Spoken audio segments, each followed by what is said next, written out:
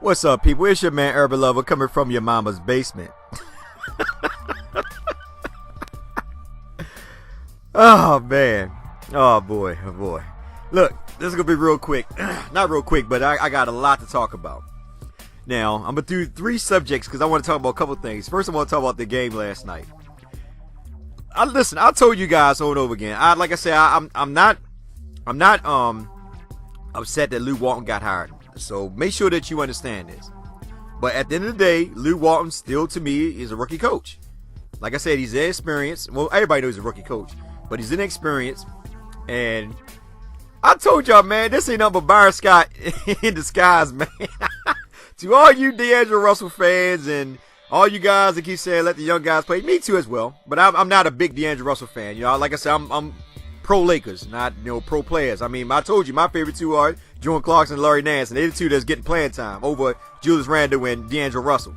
But I told you guys, if you go back, I know all y'all kept beating up on Byron, and I'm going to keep on saying this over and over again until you guys start to realize, start paying attention to this. Okay, because y'all really need to pay attention to this, because for some odd reason, y'all just totally ignoring this. You know, y'all being biased and trying to make excuse for Lou Walton and his ridiculous rotation. I don't care if anybody, like I said, all you young guys who hate D'Angelo Russell, you can get on here and debate with me all day. I don't freaking care. And I told y'all over and over again, there's no way in the world you're going to tell me that a player that's only getting anywhere from 22 to 25 minutes can get in the flow of the game. There's players out there like Westbrook. He might start off slow, then pick it up at the end of the game. Same thing with Damian Lillard and all them. But only getting 22 to 25 minutes is not going to help a player develop. Didn't Lou Walton say at the beginning of the season, you know, we're not really focused on wins. We're more focused on, you know, the development of the young players. But wait a minute. But y'all beat up on Byron Scott last year. Oh, well, Byron Scott don't let the guys play. He sit them out at crucial minutes. He don't let them get in there. He don't give them a chance to develop. And remember, Byron Scott was being held down by Kobe Bryant. He could not do nothing without Kobe Bryant. Now, I'm not saying that Byron Scott would have did something better this year, but at the end of the day, Lou Walton is doing exactly what Byron Scott is doing. Sitting the guys out during crucial moments so they won't get the chance. Like, listen, even if they go to the playoff, who in the right mind are they going to beat? They're not beating the Warriors. Let's be real, they're definitely not beating the Spurs. So why? I mean, like, I understand it's okay to, like I told y'all before, I don't mind the young guys in there. I like to see them in there. I like to see them get a chance to develop. Like to see them get a chance to really get the experience, man. And 22 minutes is not experience.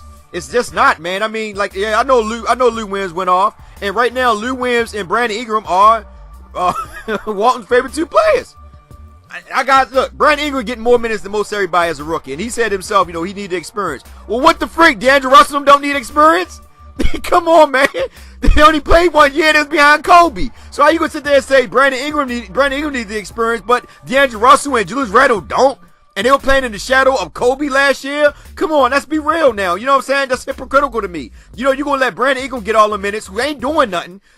Mind you, I mean, yeah, he had good games. He had a nice little dunk, but he's not really doing anything as a number 2 pick. And like I said, I give him a pass because that draft class was kind of suspect. There wasn't really nobody come out there. So, yeah, it was right to pick Brandon Ingram. Now, in a couple years from now, Brandon Ingram will be pretty decent once he put weight on him.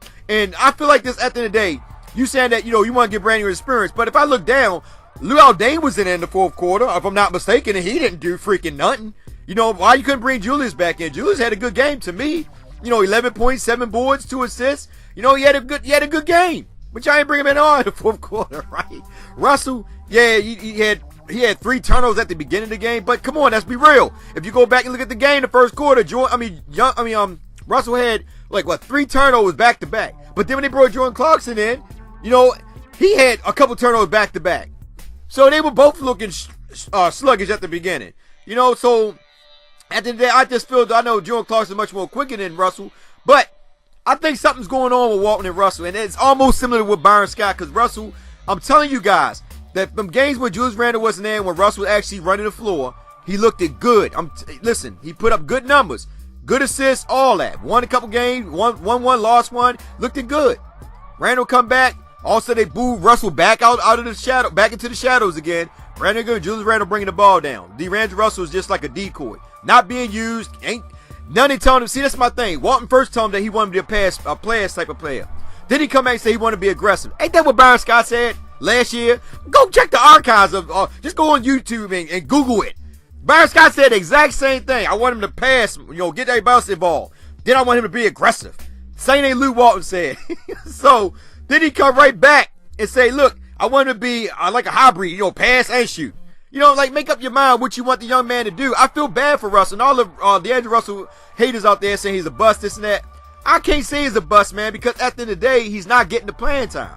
Simple as that. He's not getting the playing time. He's not controlling the offense. He's not bringing the ball down 90% of the time. He's only bringing the ball down like 25% of the time. He made a couple turnovers. They take him out, but Jordan Clarkson made a couple turnovers, and they didn't take Jordan Clarkson out.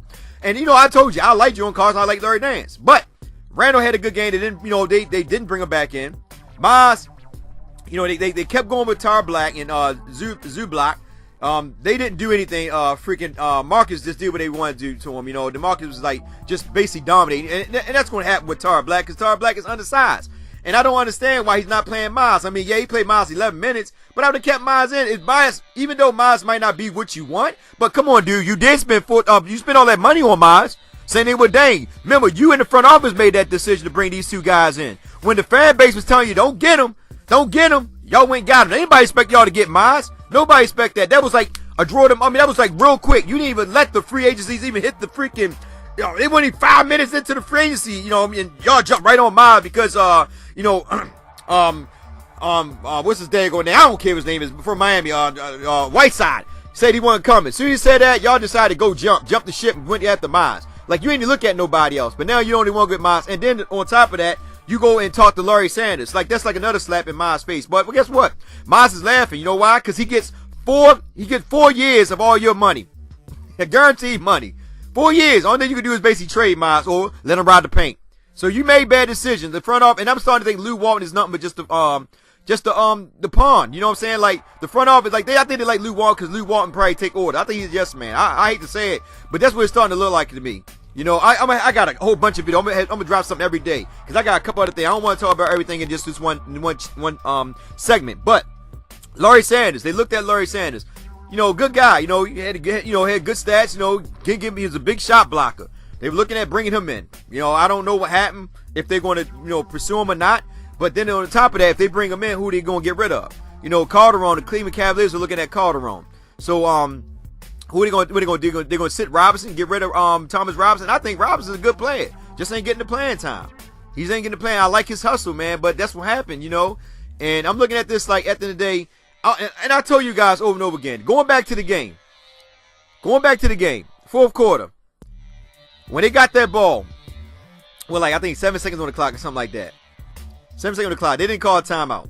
They could have called a timeout and got a better shot. Instead, they drove. Lou Williams drove to the across the court and took that 3-pointer. And that's what I tell y'all guys. That's where it comes down to coaching.